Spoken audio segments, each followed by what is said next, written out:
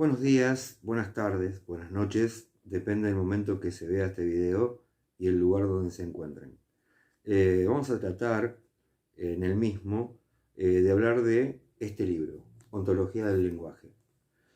Su autor, Rafael Echeverría García Huidobro, nacido el 1 de octubre de 1943.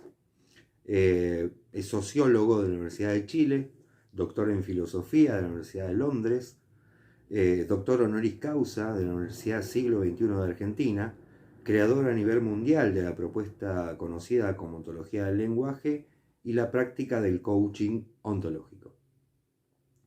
Para poder hablar, para poder comenzar con el capítulo 1, vamos a hacer una pequeña introducción al mismo libro.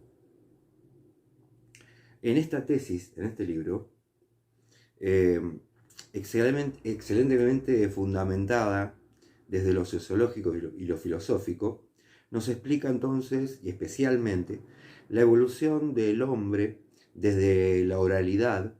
Recomiendo para ello leer a Walter Ong, un gran autor que habla sobre la oralidad, a la transformación del ser humano como un ser intrínsecamente lingüístico. Los aportes filosóficos de los cuales tomó nuestro autor y nos trata de acercarnos a ellos, están dados por los filósofos metafísicos, aquellos que hablan del ser y de la naturaleza, tales como Sócrates, Platón, Aristóteles, y muchos filósofos más como Martin Heidegger, Friedrich Nietzsche, Ludwig Wittgenstein y René Descartes. Ya sabemos la importancia que tiene el mismo para el comienzo del racionalismo, ¿no? El pienso luego existo. Y desde lo biológico, desde Humberto Maturana, muy conocido también y chileno él. La ontología del lenguaje, entonces, no es un hecho aislado, y tampoco los cambios sociales, económicos, culturales y tecnológicos, más que nada en las últimas décadas, en los que fueron avanzando rápidamente, que impactan directamente en las relaciones sociales, interpersonales, y sobre todo en las comunicacionales. Esto nos lleva a repensar un ser humano, ¿no? Distinto. Por siglos, las interpretaciones de este ser humano se establecieron por el pensamiento metafísico. La ontología del lenguaje, entonces, se propone reinterpretar al mismo desde una propuesta post-metafísica, post-moderna, en la que todo fenómeno social es un fenómeno lingüístico. Esta postura la vamos a ver a lo largo del libro y vamos a hacer entonces, voy a tratar de dividir este libro y este capítulo primero en diversas partes. La ontología del lenguaje ofrece una nueva interpretación del significado del ser humano. Es así que todo fenómeno social se transformará en un fenómeno lingüístico. A través del capítulo lo vamos a redescubrir a esto y a entender. Hay un proceso histórico que se da, lógicamente, para llegar a esto. En el año 700 a.C. Aparece el alfabeto. Esta revolución, podemos decir comunicativa, que representa el alfabeto, empieza a dar por sentado ciertas cuestiones que tienen que ver con la escritura y, lógicamente, un fenómeno lingüístico. Antes de él, podemos decir que era un devenir que se daba entre lenguaje y acción, un interpretar de las historias orales, como Ulises, Aquiles, etc. Así que de ahora en más, con la creación del alfabeto, permite separar al orador el lenguaje y acción. Eh, Así que el texto comenzó a hablar por sí mismo. Se cuestiona y reflexiona, lógicamente, el pensamiento, dejando el lenguaje del devenir por el lenguaje del ser. Luego surgen los filósofos que llamamos metafísicos. Su visión se convirtió en hegemónica y por lo tanto predominante, ¿no? Sócrates, Platón, Aristóteles, etc. Aparece en la modernidad el racionalismo de la mano de la filosofía cartesiana, René Descartes, y su frase que todos conocemos, pienso, luego existo. Eh, Lógicamente, esta nueva postura de racionalista fue la más influyente y primordial, que posteriormente a la invención de la imprenta, que me parece una de las cuestiones más importantes también en el siglo XVI, la imprenta permitió que, por ejemplo, Martín Lutero eh, realice, eh, imprima mucha cantidad de Biblias, el libro más vendido del mundo, para que cada uno tenga su interpretación o cada familia interpretación más personal y no oral según lo que decía el cura o el padre en la misa. Así estábamos entonces con que la escritura nos da una privacidad nueva. Hay una acción sobre lo que estamos leyendo y no solamente estamos pasivos ante el orador. Una nueva esfera de privacidad, de romanticismo que aparece en ese momento. Así queda postulado que el pensamiento nos hace ser el que somos, el ser que somos, desde el racionalismo. Luego, lógicamente, el lenguaje electrónico en el posmodernismo, en el momento que vivimos, en las últimas décadas, convirtió al mundo en la aldea global, concepto muy conocido, llevándonos a los seres humanos a un cambio permanente, dejando a la metafísica, digamos, al borde del agotamiento histórico, afectando nuestra forma de pensar sobre nosotros y sobre el mundo, porque las posibilidades son inmensas, totalmente inacabables.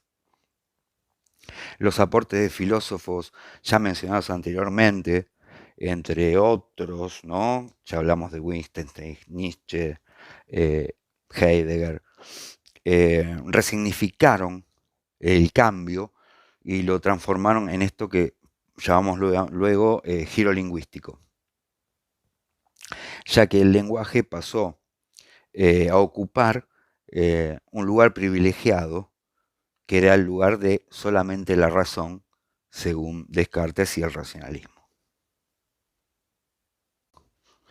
Bueno, el autor nos propone tres postulados básicos. El primero sería: interpretamos a los seres humanos como seres lingüísticos. En él nos explica que el lenguaje es lo que hace de los seres humanos el tipo particular que somos y nos representamos en él. Seres lingüísticos, de esta manera. Vivimos en el lenguaje, que es la clave para comprender los fenómenos humanos en general, no limitándonos a él, que es uno de los tres dominios primarios, y los otros dos serían el dominio del cuerpo y de las emociones. Lógicamente, en una interrelación y una coherencia entre estos tres dominios primarios. Segundo postulado de los postulados básicos. Interpretamos al lenguaje como generativo. En consecuencia, lógicamente, a la afirmación de que somos seres lingüísticos, en la concepción tradicional era considerado como instrumento, el lenguaje, para describir, o sea, para describir el mundo exterior, lo que se veía, o para expresar lo que se pensaba o se sentía, o desde el mundo interior. Se trataba de un dar cuenta de la realidad. El autor cuestiona esto, pasa de ese estado lingüístico con un que tenía un papel meramente pasivo o descriptivo a una función generativa, que lógicamente genera cosas, o sea que se antecede a la realidad. Es decir, que precede a la misma generando acción a través del lenguaje, haciendo posible que las cosas ocurran, creando futuro, modelando la realidad y el mundo en que vivimos eh, de cierta forma a través de estos seres lingüísticos que somos. El sí, el no, provocan una acción, así como el basta o hasta el silencio. Y no dejamos de ser nunca seres lingüísticos. En el tercer postulado, diría Nietzsche, se une el ser humano criatura y creador. Eh, Nos permite conferirnos como seres humanos de una manera poderosa, sobre todo en el dominio de nuestra propia vida. El ser humano no es un ser dado, fijo e inmutable, sino que es estar en un proceso permanente de devenir, de crecer, de cambiar. Shakespeare decía, sabemos lo que somos, no lo que podemos ser. Y es una gran frase. Así que para comprender al ser humano, no se debería solamente concentrarse en su ser, sino mirar también lo que no somos, ya que cambiamos constantemente en un proceso continuo. Todo lo dicho es siempre dicho por alguien, siempre hay un alguien detrás de lo que decimos. Y es así que en lo posible no hay que esconder al orador detrás de su palabra, de la forma en que se han dicho las cosas. Esta es una trampa del lenguaje, hablar escondiéndote detrás de lo que se habla. En esto se centra el ser, verdad y poder, y el papel del observador.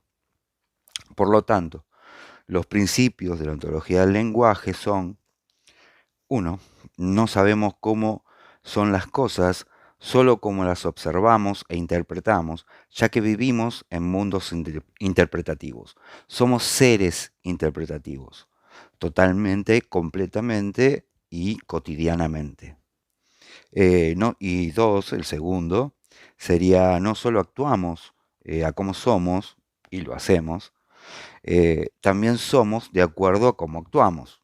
¿Sí? Nuestra forma de accionar también nos muestra quiénes somos. La acción genera un ser, un devenir en un ser, y uno deviene de acuerdo a lo que va haciendo.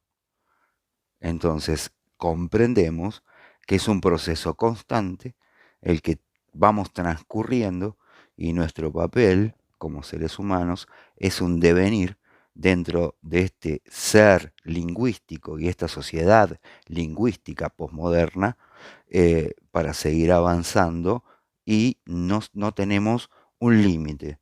Nadie tiene un límite, sino que por medio de todo este proceso que hemos hablado de seres lingüísticos y de la palabra generativa, podemos llegar a ser lo que todavía no sabemos que podemos ser. Gracias.